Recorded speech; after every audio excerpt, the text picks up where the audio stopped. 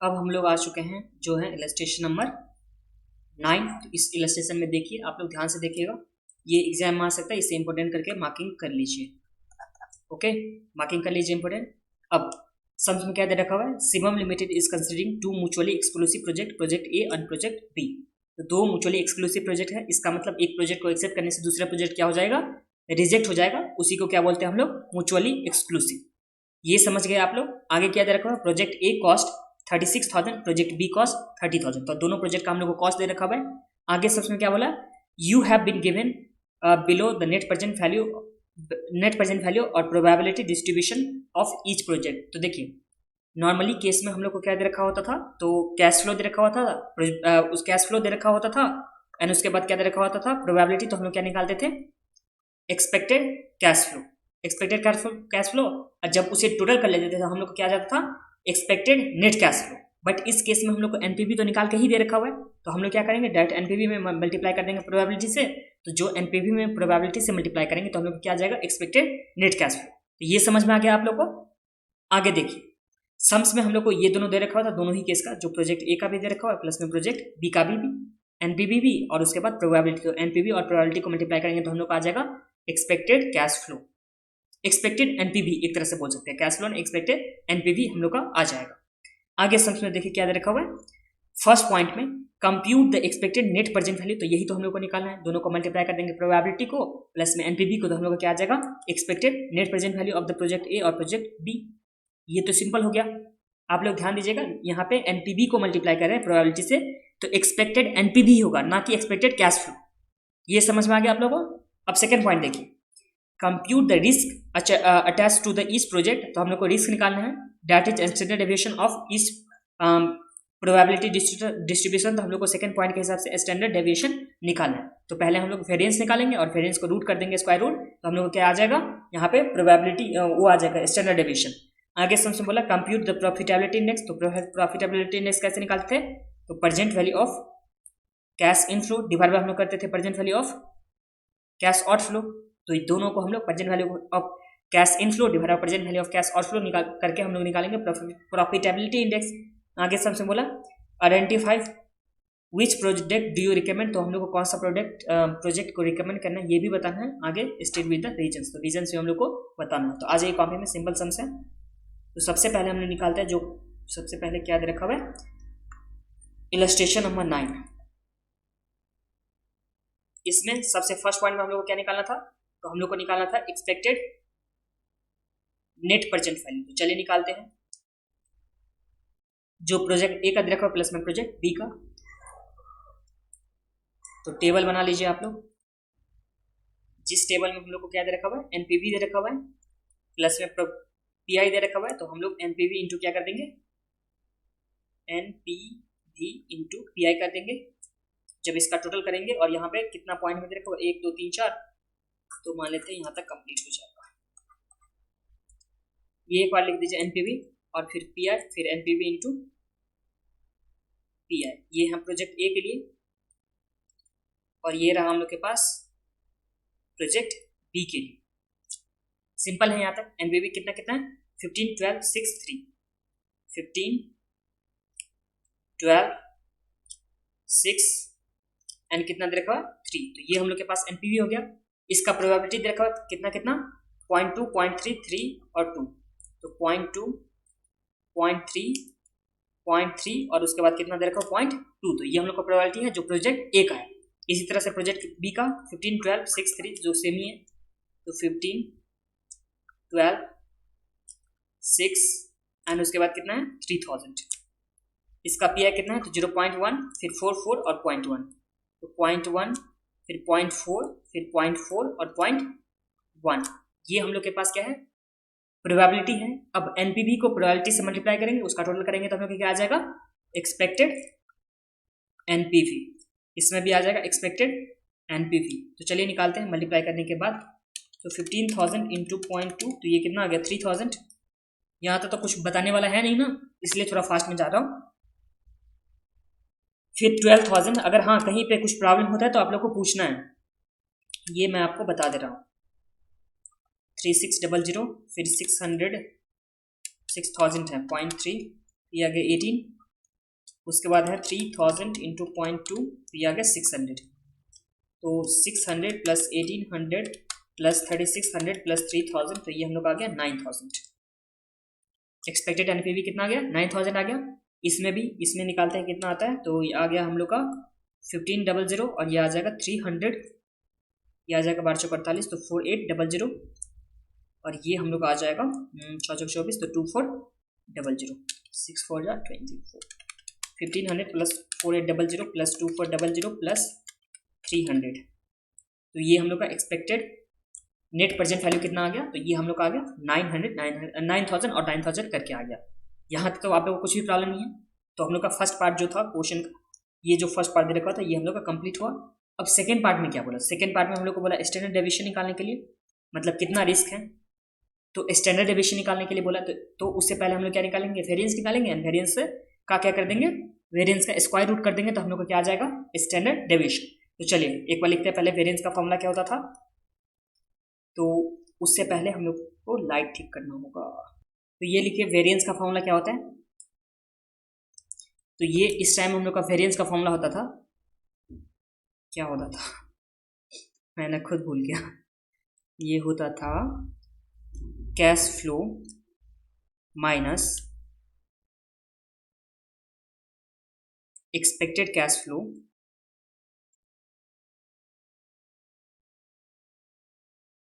इसका स्क्वायर हो जाता था एंड इसमें मल्टीप्लाई होता था प्रोबेबिलिटी से।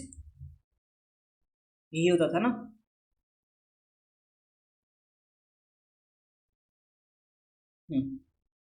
तो देखिए वेरिएंस का फॉर्मूला हम लोग का यही हो गया था, कैश फ्लो, उसमें से माइनस कर देते हम लोग एक्सपेक्टेड नेट कैश फ्लो और उसका स्क्वायर कर देते और क्या हम लोग मल्टीप्लाई कर देते? पीआई से मल्टीप्लाई कर देते। अब इस केस में ध्यान दीजिए, इस केस में हम लोग के पास क्या कैश फ्लो दे रखा हुआ है, answer is no. Cash flow तो हम लोग को नहीं दे रखा हुआ है, क्या उसके बदले क्या दे रखा हुआ है? एनपीवी दे रखा हुआ है, नेट प्रेजेंट वैल्यू दे रखा हुआ है, और यहाँ पे क्या दे रखा हुआ है? Expected net present value. तो हम लोग यहाँ पे यूज करने वाले हैं एनपीवी को प्लस में एक्सपेक्टेड एनपीवी को, और उसका स्क्वायर करेंगे और उसको हम लोग मल्टीप्लाई करेंगे प्रोबेबिलिटी से। तो आज ये प्रोजेक्ट ए के लिए बनाते हैं। तो ये रहा हम लोग के पास प्रोजेक्ट ए। तो इसके लिए हम लोग ऐसे ही निकालेंगे। तो सबसे पहले क्या आ जाएगा यहाँ पे? पी आई जो प्रोबेबिलिटी दे रखा हुआ है, प्रोबेबिलिटी कितना कितना दे रखा हुआ है प्रोजेक्ट ए के लिए, ये हम लोग के पास है 15 12 सॉरी प्रोबेबिलिटी दे रखा है 0.2 0.3 0.2 फिर 0.3 फिर 0.3 एंड उसके बाद 0.2 ये दे रखा हुआ है। एंड इसके बाद तो हम लोग को एनपीवी दे रखा हुआ है ना, तो यहाँ पे एनपीवी भी लिख देता हूँ। ये एनपीवी हम लोग कंसीडर करेंगे ना, एनपीवी उसके बाद एक्सपेक्टेड एनपीवी। तो यहाँ पे एनपीवी कंसीडर करने वाले हैं। तो एनपीवी हम लोग को कितना कितना दे रखा है? तो 15 12 6 और 3, तो 15,000 12 उसके बाद 6,000 एंड उसके बाद 3,000। तो ये हम लोग का एनपीवी आ गया। तो देखिए एनपीवी आ गया हम लोग को पास, उसके बाद प्रोबेबिलिटी दे रखा हुआ है। तो हम लोग क्या करेंगे यहाँ पे एनपीवी में से माइनस करेंगे एक्सपेक्टेड एनपीवी। जो एक्सपेक्टेड एनपीवी हम लोग इससे पहले निकाल चुके हैं। प्रोजेक्ट ए के लिए कितना आया था? 9,000 और प्रोजेक्ट बी के लिए भी कितना आया था? 9,000। तो चलिए ये दोनों को माइनस करते हैं। तो 15,000 माइनस 9,000 करेंगे तो हम लोग का कितना आ जाएगा? तो ये आ गया हम लोग का 6,000 और उसके बाद हम लोग नेक्स्ट का करेंगे तो 12,000 माइनस 9,000, तो ये कितना आ गया? 3,000 और नीचे आ जाएगा माइनस 3,000 और इसके नीचे आ जाएगा माइनस 6,000। तो ये भी तो आप लोग को कोई प्रॉब्लम नहीं होगा इसमें। अब हम लोग क्या करेंगे? तो यहाँ पे एनपीवी माइनस एक्सपेक्टेड एनपीवी इसका होल स्क्वायर कर देंगे, बिकॉज यहाँ पे तो हम लोग को होल स्क्वायर का जरूरत था। जो हम लोग वेरिएंस निकालते हैं तो इस टाइम में हम लोग को होल स्क्वायर का जरूरत है, तो इसलिए हम लोग यहाँ पे होल स्क्वायर कर देंगे। तो जो भी अमाउंट आएगा उससे फिर हम लोग क्या कर देंगे? यहाँ पे डायरेक्ट मल्टीप्लाई कर देते हैं प्रोबेबिलिटी से। तो उसके जो भी हम लोग का प्रोबेबिलिटी हो जाएगा एंड इसका हम लोग जब टोटल कर लेंगे तो हम लोग का क्या आ जाएगा यहाँ पे? तो ये आ जाएगा हम लोग का वेरिएंस। तो ये समझ में आ गया आप लोग का? जैसे हम लोग पहले करते थे उसी तरह से किया है, बस जो कैश फ्लो था उसके बदले हम लोग लिखे नेट प्रेजेंट वैल्यू, और जहाँ पे एक्सपेक्टेड नेट कैश फ्लो था वहाँ पे एक्सपेक्टेड नेट प्रेजेंट वैल्यू हम लोग लिखे हैं। तो चलिए बनाइए इसको। तो 6,000 इंटू इक्वल टू और इंटू इसमें प्रोबेबिलिटी से मल्टीप्लाई करेंगे तो 0.2 से, तो ये हम लोग का आ जाता है 72 लाख। ये आ गया 72 लाख। ये समझ में आ गया आप लोग को? फिर एम प्लस में डाल दीजिए। उसके बाद 3000 इंटू इक्वल टू, फिर इसमें मल्टीप्लाई करेंगे इसकी प्रोबेबिलिटी से और इसको एम प्लस में देंगे तो ये आ जाएगा 27 लाख। ये भी आ जाएगा 27 लाख, तो इसे फिर से एम प्लस में डाल दीजिए और ये आ जाएगा 72 लाख ना, ये आ जाता है 72 लाख। तो 72 लाख को एम प्लस में डालिए, फिर एमआरसी करने से कितना आ जाता है, तो ये आ गया 198 लाख। अब 198 लाख आ गया, तो ये तो हम लोग का वेरिएंस आ गया। तो अब हम लोग को क्या निकालना है, स्टैंडर्ड डेविएशन। तो चलिए स्टैंडर्ड डेविएशन निकालते, तो ये क्या होता था, स्क्वायर रूट ऑफ वेरिएंस। तो इस टाइम 198 लाख को हम लोग क्या करने वाले हैं, स्क्वायर रूट करने वाले हैं। तो ये स्क्वायर रूट कीजिए आप लोग, कितना आता है, तो ये हम लोग का स्क्वायर रूट करने के बाद आ गया 4449.7। तो इसे अगर हम लोग राउंडिंग ऑफ के बगैर लिखना चाहेंगे तो 4450 हम लोग लिख सकते हैं, बिना राउंडिंग ऑफ का अगर हम लोग लिखना चाहेंगे तो ये हम लोग का स्टैंडर्ड डेविएशन भी निकल गया दोनों ही के। फर्स्ट केस में प्रोजेक्ट ए का, इसी तरह से प्रोजेक्ट बी का हम लोग क्या निकालेंगे, तो निकालिए स्टैंडर्ड डेविएशन प्रोजेक्ट बी के लिए। तो ये रहा प्रोजेक्ट बी, इसमें सबसे पहले पी आई दे रखा हुआ, उसके बाद हम लोग को एनपीवी दे रखा हुआ है और यहाँ पे माइनस करेंगे एनपीवी माइनस एक्सपेक्टेड एनपीवी, और यहाँ पे एनपीवी माइनस एक्सपेक्टेड एनपीवी और उसका होल स्क्वायर, फिर उसके में मल्टीप्लाई करेंगे पीआई से। एनपीवी माइनस एक्सपेक्टेड एनपीवी का होल स्क्वायर इनटू प्रोबेबिलिटी। तो चलिए फास्ट में बनाइए आप लोग, 15 12 6 15 12 6 3, प्रोबेबिलिटी 0.1 0.4 0.4 और 0.1। ये हो गया। अब माइनस कीजिए, तो एनपीवी एक्सपेक्टेड एनपीवी हम लोग का कितना दे रखा हुआ है, जो हम लोग निकाले हैं एकदम स्टार्टिंग में, वो हम लोग का 9000 था प्रोजेक्ट ए के भी केस में, और प्रोजेक्ट बी के भी केस में कितना था, 9000 था। चलिए निकालते हैं। तो 15,000 माइनस 9,000, वही तो सेम आ गया 6,000, 3,000 माइनस 3,000 माइनस 6,000।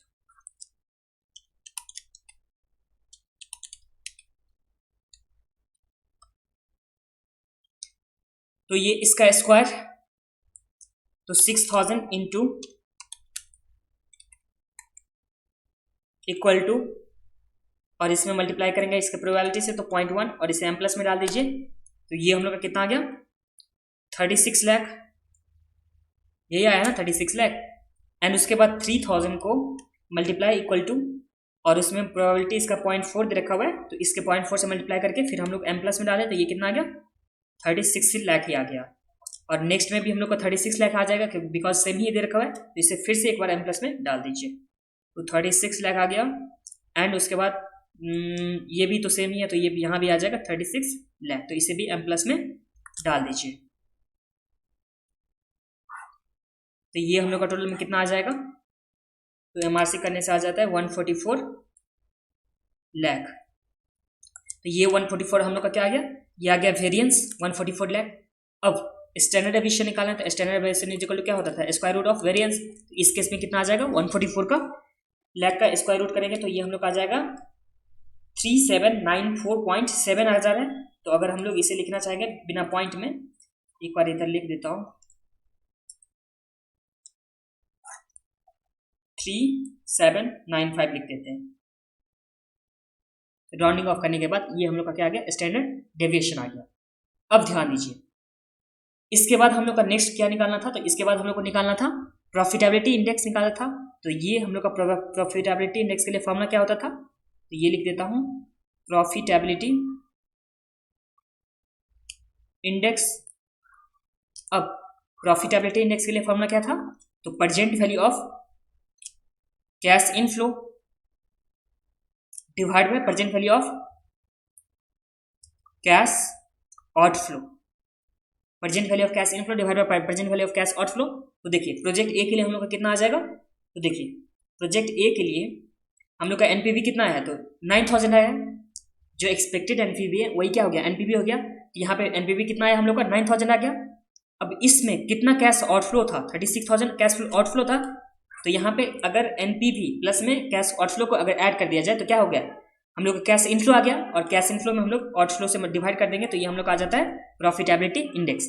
अब ये पॉइंट को आप लोग एक बार फिर से देख लीजिए। देखिए एनपीवी इज इक्वल टू क्या होता था, तो एनपीवी इज इक्वल टू होता था present value of cash inflow minus present value of cash outflow, यही होता था ना एनपीवी का। अगर हम लोग को इस केस में क्या मालूम है, present value of cash outflow भी मालूम है और एनपीवी भी मालूम है, तो हम लोग का एनपीवी मालूम है और प्लस में present value of cash outflow, जो माइनस में इस साइड जाएगा तो प्लस में, तो यहाँ पे PV of cash outflow is equal to क्या आ गया, present value of cash inflow.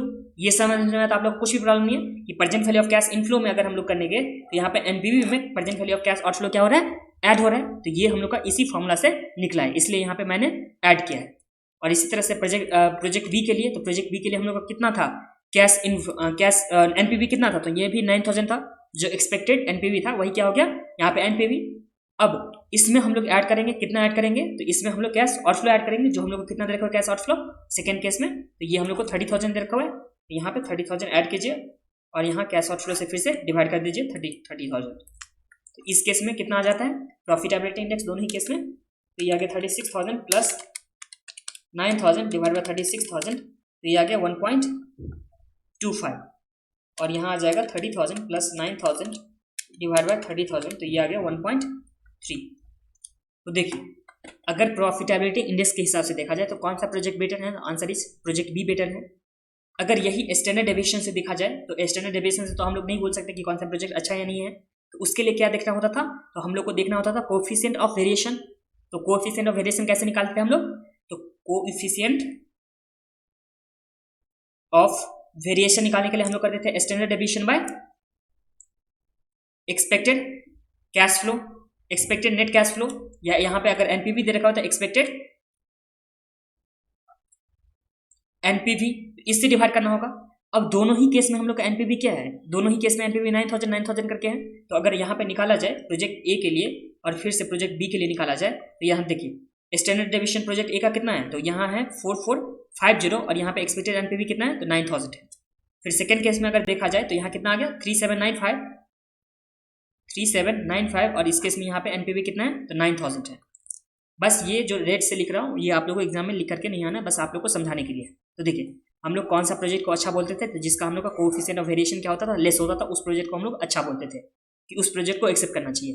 Coefficient of variation के लिए फॉर्मूला होता था standard deviation divide by cash flow होता था, या एक्सपेक्टेड रिटर्न होता था, या यहाँ पे एक्सपेक्टेड नेट कैश फ्लो, या यहाँ पे एक्सपेक्टेड नेट कैश फ्लो के बदले हम लोग एक्सपेक्टेड एनपीवी भी यूज कर सकते हैं। तो इस केस में अगर हम लोग निकालने जाएंगे कोएफिशिएंट ऑफ वेरिएशन तो कितना होता है, यहाँ पे 4500 डिवाइड बाय 9,000, तो इस केस में कितना आ गया 0.5 और यहाँ पे 3795 डिवाइड बाय 9,000, तो इस केस में कितना है 0.42। तो कौन सा किस केस में किस प्रोजेक्ट का यहाँ पे कोएफिशिएंट ऑफ वेरिएशन लेस है, तो आंसर इस प्रोजेक्ट बी का। प्रोजेक्ट बी का क्या है कोएफिशिएंट ऑफ वेरिएशन लेस है, इसलिए प्रोजेक्ट बी को यहाँ पे सेलेक्ट करना चाहिए। वैसे भी जो हम लोग प्रॉफिटेबिलिटी इंडेक्स देखे थे तो इसमें इसका ज़्यादा था प्रोजेक्ट बी का, तो यहाँ पे प्रोजेक्ट बी का प्रॉफिटेबिलिटी इंडेक्स के हिसाब से भी यहाँ पे प्रोजेक्ट बी को ही एक्सेप्ट करना चाहिए कंपनी को। अब आ जाते हैं आंसर देख लेते हैं, आंसर में किस तरह से दे रखा हुआ है। तो देखिए इस लाइन में the selection of one of the project A and project B is preferable because the possible profit which may occur in subject to less variation, तो यहाँ पे वेरिएशन कोएफिशिएंट ऑफ वेरिएशन इसमें लेस होगा, जो मैंने आप लोग को दिखा दिया किस तरह से निकालते हैं। फिर much higher risk line with project A, तो जिसका यहाँ पे कोएफिशिएंट ऑफ वेरिएशन मोर होता था, हायर होता था, उसमें क्या होता था रिस्क ज़्यादा होता था, तो इसलिए उस प्रोजेक्ट को एक्सेप्ट नहीं करना चाहिए। जिसमें रिस्क क्या होगा लेस होगा, उस प्रोजेक्ट को यहाँ पे एक्सेप्ट करना चाहिए। तो जिसमें कोएफिशिएंट ऑफ वेरिएशन लेस होगा मतलब प्रोजेक्ट बी में हो रहा था, इसलिए प्रोजेक्ट बी को सिलेक्ट करना चाहिए। अगर यहाँ पे पीआई के हिसाब से देखा जाए तो प्रोजेक्ट बी को ही सिलेक्ट करना चाहिए। और इसी के साथ हम लोग का इलस्ट्रेशन नंबर 9 कंप्लीट होता है। नेक्स्ट वीडियो में इलस्ट्रेशन नंबर 10 हम लोग देखने वाले हैं।